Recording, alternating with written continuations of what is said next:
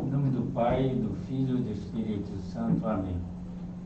Meu Senhor e meu Deus, creio firmemente que estás aqui e me vês, que me ouves.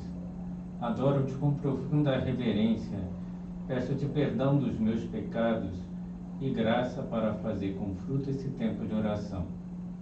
Minha Mãe Imaculada, São José, meu Pai e Senhor, meu anjo da guarda, intercedei por mim.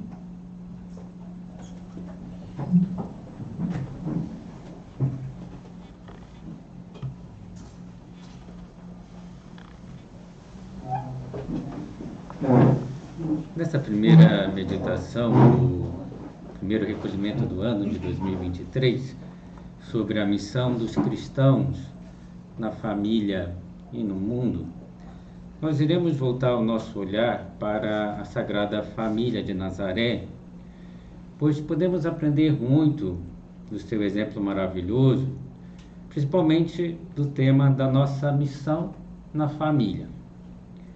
E por isso leremos com calma o Evangelho que nos relata o mistério de Jesus perdido e achado no templo, e tiraremos consequências desse Evangelho. E assim diz o Evangelho: os seus pais iam todos os anos a Jerusalém, no dia solene da Páscoa judaica. E quando chegou aos 12 anos, indo eles a Jerusalém, segundo o costume daquela festa, acabados os dias, quando voltaram, ficou o menino em Jerusalém, sem que os seus pais o advertissem. E julgando que ele fosse na comitiva, caminharam uma jornada, um dia inteiro, e procuravam-no entre os parentes e conhecidos. E não encontrando, voltaram a Jerusalém em busca dele. E aconteceu que 3 dias depois o encontraram no templo, sentado no meio dos doutores, ouvindo-os, interrogando-os. E todos os que ouviam estavam maravilhados da sua sabedoria e das suas respostas. E quando ouviram, admiraram-se.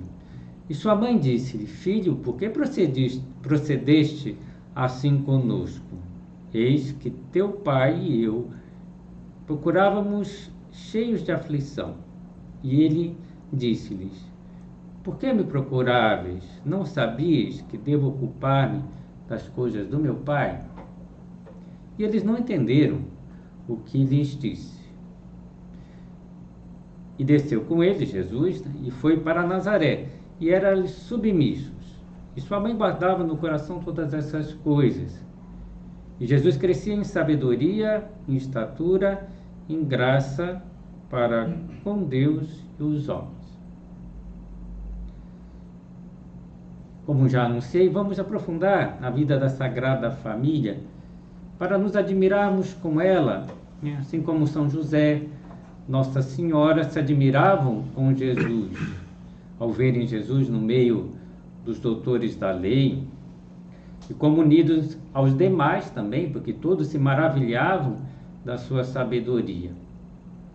O que podemos contemplar na Sagrada Família? Muitas coisas. A sua entrega mútua, o cuidado de uns para com os outros, o não se acostumar com as coisas de Deus, o maravilhar-se com a presença e o dom de Deus, que são as pessoas da família. Nessa família, na Sagrada Família, todos têm fome e sede de Deus e de viver uns para os outros, de amar apaixonadamente a Deus e aos demais da família por Deus. Voltemos à cena do Evangelho, acompanhando Nossa Senhora e São José a Jerusalém, por ocasião da festa da Páscoa judaica. Então, o Evangelho diz que a Sagrada Família tinha o costume de ir anualmente a Jerusalém, nessa principal festa judaica. Então, era uma família piedosa, que reza unida, que busca na oração e nas preces a força de Deus para os seus dias. E no dia de Páscoa, se reuniam com seus parentes, familiares, amigos mais íntimos para comemorar essa festa tão importante. Podemos imaginar São José presidindo a Sagrada Família, a celebração da Páscoa. Embora José soubesse que quem presidia mesmo era o menino Jesus. A Páscoa judaica tem como centro o próprio Cristo. E a nova Páscoa que vai ser estabelecida também. E como José olharia com emoção para Jesus, no filho que Deus lhe havia confiado, se cumpriam todas as profecias do Antigo Testamento. Jesus era o filho de Davi, era a plenitude de bênçãos prometidas a Abraão, era o Cordeiro Imaculado profetizado para a remissão dos pecados, para a libertação das nações, era o novo Moisés que levaria o povo da escravidão verdadeira do pecado à liberdade própria dos filhos de Deus. Essa é a nova Páscoa que seria celebrada. E essa celebração da Páscoa judaica, José intuía que estava se realizando em Jesus já, o menino Jesus que estava ali. Não sabia quando ocorreria, nem como ocorreria, e vai falecer até antes de ocorrer a Páscoa cristã, mas sim que sabia que Jesus era o Deus encarnado, o Salvador que traria a libertação de todos os homens, que iria alimentar o mundo do amor de Deus, pois ele mesmo se alimentava do amor de Deus ao observar Jesus, o menino Jesus. Passado alguns dias, eles voltam a Nazaré. Jesus não regressa com seus pais, fica no templo, escutando e dialogando com os mestres da lei. E Maria e José, quando se dão conta de que Jesus não encontra-se com eles na caravana, começam a buscar ansiosamente com seus parentes, com seus amigos, e não encontram, e voltam a Jerusalém. E ao encontrar o seu filho no templo, com os doutores, ao ouvir as suas palavras, as suas perguntas, as suas respostas, ficam admirados com o Cristo. Poderíamos dizer que, mais uma vez, Maria e José se admiram com o menino Jesus, porque sempre ficavam admirados.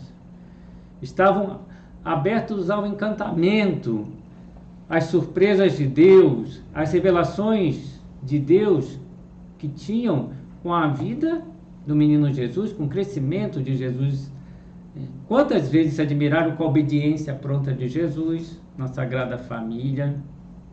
Como se admiravam com as vezes que viram Jesus rezar e chamar a Deus Pai de Abá, de Papai. Como se espantavam com carinho e a perfeição com que Jesus fazia humanamente todas as coisas que ele mesmo ensinava, pois buscavam o rosto de Deus, os vestígios de Deus, em tudo que o menino Jesus fazia. E a vida do menino Jesus era repleta de graça, iluminada pelo seu Pai Deus, e nunca se acostumavam com a vida de Jesus, e sempre queriam beber mais dessa fonte de graças e bênçãos, que era a presença do Filho de Deus com eles. E sonhavam com o reino que o seu Filho ia estabelecer, que ia brilhar para todos na terra, um reino de amor, de serviço, de generosidade. Deixavam-se surpreender com o crescimento do Filho de Deus. E esse maravilhar-se se transformava em um cuidado amoroso. Maria e José cuidavam de Jesus. Aliás, uma família em que todos se cuidam. Podemos pensar que Jesus poderia ter vindo ao mundo de alguma forma mais espetacular, sei, como um guerreiro, como um imperador, ou pelo menos como alguém que tem uma influência maior no mundo. Mas não. Jesus se encarna no seio de uma mulher simples, nasce num povoado perdido em Israel, Belém. e mora em Nazaré. Um dos apóstolos vai dizer, de Nazaré pode sair alguma coisa boa, né? Um povoado tão pequeno. Sua mãe envolve em pobres faixas, coloca numa manjedoura coberta de palhas. Jesus descansa nos braços fortes, sim, do seu pai José, que trabalha intensamente, pesadamente para sustentar a família. São visitados por uns humildes pastores na gruta de Belém. E durante 30 anos, viverá em Nazaré, desfrutando e se alegrando no convívio da sua família, aprendendo dos seus pais, aprendendo da ternura da sua mãe, da disponibilidade e fortaleza do seu pai. É uma família nada chamativa, normal, corrente, piedosa, trabalhadora, uma família em que todos se cuidam mutuamente. E como seria o lar da Sagrada Família? Vale a pena a gente imaginar muitas vezes, né?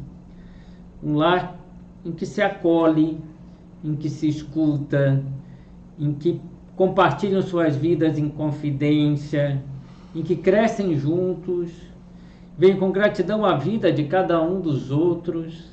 Como José era um felizardo, né? Por ter Maria, a mãe de Deus, como sua esposa, ter o Filho de Deus ao seu lado, o seu filho, de certa forma, o que foi confiado a ele. E também como Maria ficaria encantada com a prontidão de José em obedecer, o cuidado, a proteção que dava a toda a família. Podemos imaginar uma casa aberta aos familiares, aos amigos, aos vizinhos, um lugar em que todos podiam descansar e refazer-se de tão agradável companhia. E como podemos aprender do exemplo da Sagrada Família para a nossa família? Nem tudo foi fácil na vida da Sagrada Família. Aliás, não foi nada fácil. Ninguém os acolheu em Belém, cidade dos seus antepassados. Podemos pensar que talvez alguns parentes não receberam, né? Foram com toda a pressa a se estabelecerem no Egito, um país com uma língua diferente, sem trabalho. José foi desempregado. Depois de alguns anos aí, regressam a Nazaré, tendo que recomeçar mais uma vez a vida. Sem reclamar de nada, com um sorriso no rosto diante do menino Jesus. Maria e José sorriam, sem perder a ternura, a disponibilidade, o cuidado de uns pelos outros, mesmo nas dificuldades, que não é fácil. Manter a ternura, a disponibilidade, o cuidado.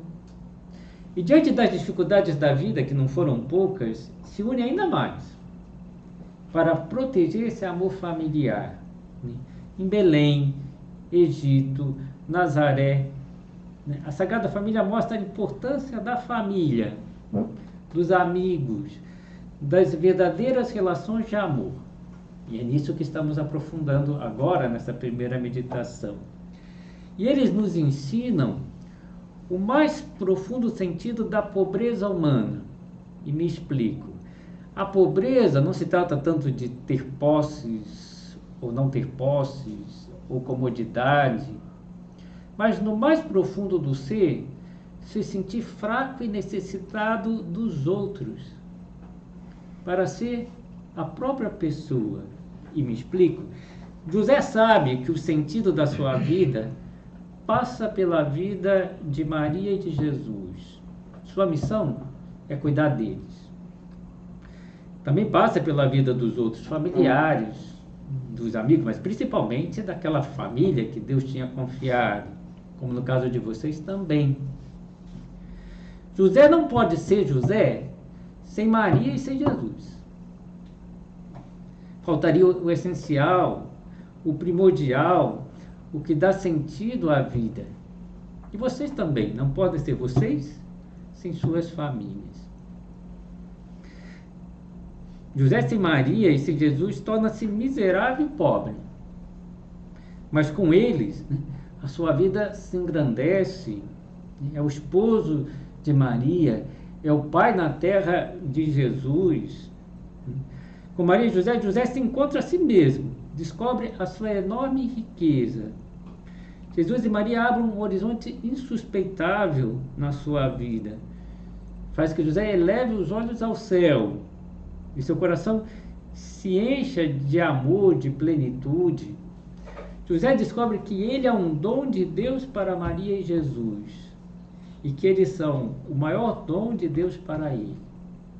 E podemos dizer o mesmo de cada família, que cada pai de família é um dom para sua esposa e para os seus filhos, e que a família é o maior dom que uma pessoa tem.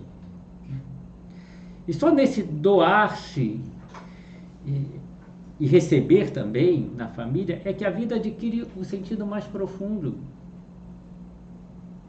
A vida se apresenta como um verdadeiro dom. E José se sente um felizardo, um agraciado por Deus. E também nós devemos olhar para a nossa vida dessa forma. Também nós somos agraciados, tornamos-nos presente de Deus para os demais. José, sentindo-se pouca coisa, frágil, necessitado, se coloca a serviço do amor e confia na graça que Deus lhe dá para cumprir a sua missão na família. E nós também devemos confiar nisso. Eu devo confiar na graça que eu tenho do sacramento da ordem para, ser um bom padre. Vocês têm que confiar, os que estão casados, no sacramento do matrimônio, que tem graça de Deus para exercerem a sua missão. Como José confiava na graça de Deus ter o chamado para aquela missão que excedia as suas forças, mas Deus não lhe faltava. O segredo da vida, de certa forma, como nos ensina José, não é que sejamos perfeitos, fortes, simpáticos, sem defeitos, mas sabermos amados e escolhidos por Deus, mesmo com a nossa pobreza, debilidade, fragilidade. São José Maria certa vez respondeu uma pessoa que fazia uma pergunta dizendo que tinha muitos defeitos. São José Maria respondeu: não se envergonhe de ser uma pobre coisa, com defeito, mas lutaremos por toda a nossa vida para não tê-los até o fim. Isso é amor. Sabemos que não podemos fazer tudo certo, mas sabemos disso apenas na teoria. Porque quando realmente ficamos cara a cara com os nossos defeitos, com os nossos erros, ficamos tristes. Não precisamos ficar tristes. Sim, os erros podem magoar-nos, mas a tristeza vem como uma consequência da vaidade. Como eu posso falhar? Ou da desconfiança no amor de Deus. Não sou suficientemente bom para que Deus me ame. Às vezes vem essa desconfiança. Enquanto quisermos ser santos e queremos isso, passaremos nossas vidas retificando. Todos temos defeito. Deus simplesmente espera que reconheçamos e com humildade estejamos diante dele, pedindo-lhe que nos limpe, que nos ajude a nos livrar dele. Podemos ir a Nossa Senhora, apresentando as nossas intenções. Olha, eu gostaria de fazer tanto, mas sou tão pequeno.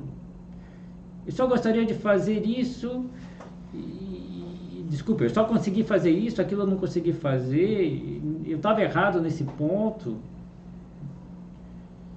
E ela nos dirá ao Pai: olha que bonito isso que teu filho fez para ti. Seríamos tolos se não recorrêssemos a uma intercessora tão boa.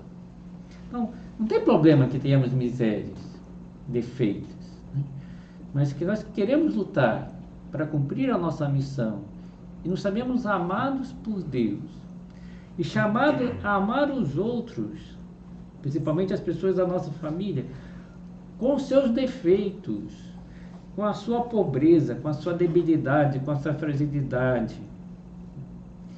De certa forma é poder dizer: eu sou fiel à pessoa que eu amo. No caso de vocês, a esposa, aos filhos. Pois é essa pessoa que me enriquece. Sem ela, tenho muito pouco a oferecer a Deus. Se alguém sabe que Deus nos olha, cada um de nós com admiração, vendo em cada um de nós seus filhos,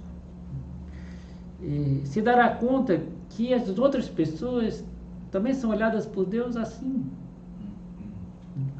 Nossos pais, no caso de vocês, a esposa, os filhos, irmãos, amigos, e formam parte dessa própria dinâmica de aprender a amar, de identificar-se com Cristo, amar as pessoas como elas são, com os seus defeitos.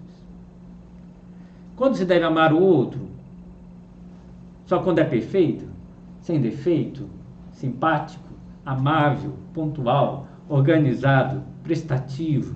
Abnegado? Serviçal? Ou quando é pobre, débil, impontual, desordenado, ensimesmado, carente, estourado? Devemos amar as pessoas com seus defeitos, embora as pessoas tenham muito mais qualidades que defeitos, só que a gente se fixa muito mais às vezes nos defeitos. E todos nós estamos chamados a ser fiéis. Teremos milhares de desculpas para não amar as pessoas, para rechaçá-las, para afastar-nos dos demais, seja quem for, né? Mulher, filhos, irmãos, amigos, companheiros.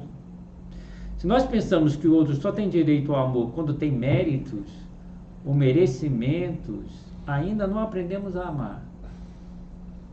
Temos um coração muito duro ainda. Está longe de ser como o coração misericordioso de Jesus, aberto a todos. Voltando a falar da Sagrada Família, por isso em Belém, em Nazaré, no Egito, não são necessárias muitas coisas. Jesus, Maria e José não as necessitam, porque possuem o amor dos outros. Por isso Maria e José não se entristecem por não terem um lugar para dar luz ao Filho de Deus, e ter que envolvê-los em panos e colocar numa manjedoura. Não perde a paciência porque tem que se mudar para o Egito, tem que voltar do Egito. Porque tudo se transforma em ocasião de descobrirem nas suas vidas o grande presente, o dom que é a vida dos outros na família. Não necessita de mais nada, pois tem uns aos outros. Essa é a grande riqueza de suas vidas.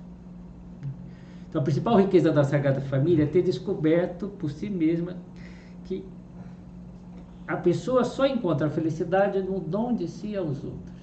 Essa é uma frase que São João Paulo II gostava de repetir muitas vezes. O homem é um ser tal que só se realiza no sincero dom de si aos outros. E onde nós temos a oportunidade de doar-nos aos outros assim? Principalmente na família. Onde nós vamos ser felizes? Quando fizermos isso. Mas é preciso sair de si, não é fácil. É preciso saber doar-se a si mesmo, estabelecer profundas relações de amor. E essa é a vida de Jesus, de Maria, de José, cheios de riqueza, cheios de doação, cheios de entrega, cheios de amor.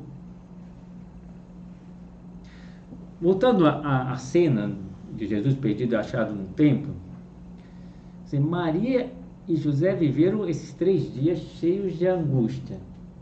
Tanto que Maria diz ao menino Jesus: eis que teu pai e eu, angustiados, te procuraram.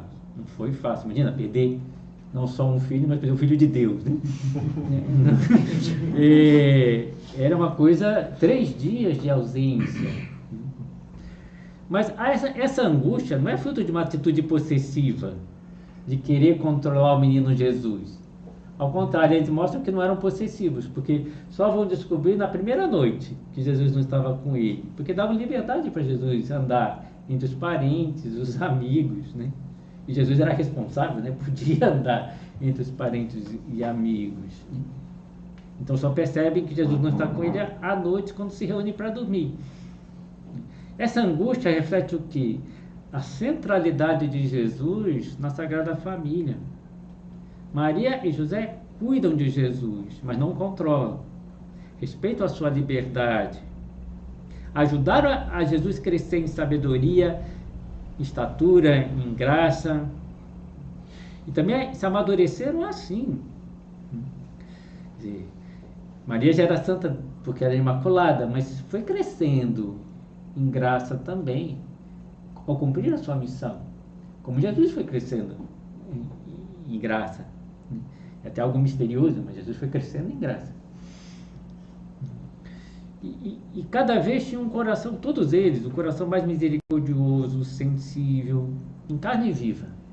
Tanto Jesus, Maria e José tem um coração como o de Cristo, centrado em Deus, buscando cumprir em cada momento da vida, do dia, a vontade de Deus. Eu penso, que quando Jesus fala, não sabias que eu devo ocupar-me das coisas do meu Pai? Ele podia ter acrescentado, não acrescentou, como vocês sempre me ensinaram, porque foi isso que eu aprendi em casa, né? Maria, eis a escrava do Senhor, faça-se em mim segundo a tua palavra. José, o anjo fala em sonho, ele levanta e cumpre o que o anjo falou. Então eles sempre obedeciam. Por que Jesus ficou no templo? Porque obedecia ao seu Pai. Pai Deus, devo ocupar-me das coisas do meu Pai.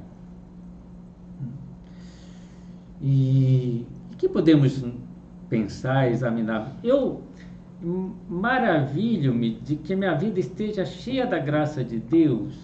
Eu procuro ver a vontade de Deus na minha vida, ou vejo a minha vida com olhos tristonhos, derrotistas, se acostumado com as minhas misérias, debilidades. Eu busco a Deus. A Sagrada Família buscava ansiosamente ao menino Jesus. Eu busco o rosto de Deus. Pergunto por onde Deus quer me conduzir na vida. Deixo que Cristo cresça na minha vida. Tenho admiração pelos demais. Abro-me às demais pessoas. Procuro entender os outros. Vivo para os outros. Uma vez um profissional fez uma pergunta para São José Maria, na frente de uma multidão, e dizia, Padre, eu tenho muito desejo de trabalhar, e trabalhar muito, e trabalhar bem, mais ou menos essa ideia. Mas também eu tenho muito desejo de chegar em casa, para cuidar dos meus filhos, né? São José Maria deu a seguinte resposta para ele. Hoje, mais do que nunca, é necessário repetir essa mensagem. Você tem que voltar a brincar com seus filhos. Você tem que estar disponíveis para eles, presente em sua educação.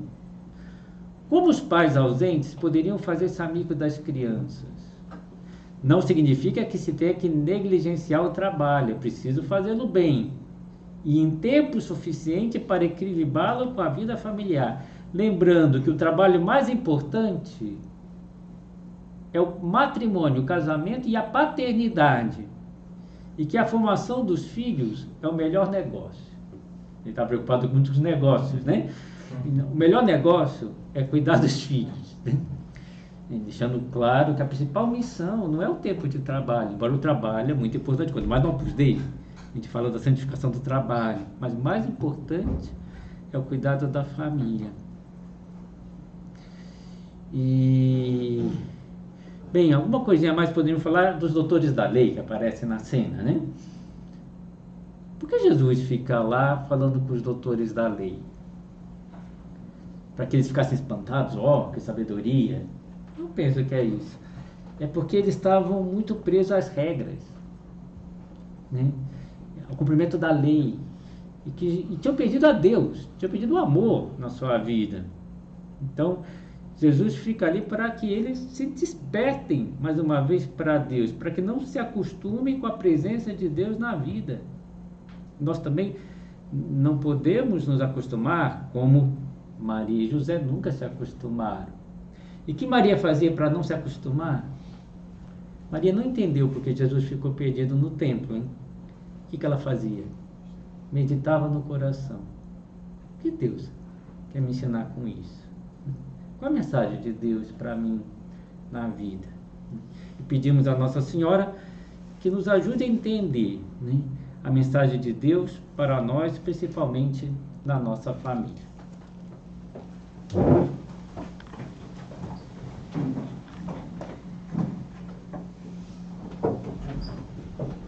Dou-te graças, meu Deus, pelos bons propósitos, afetos e inspirações que me comunicaste nessa meditação.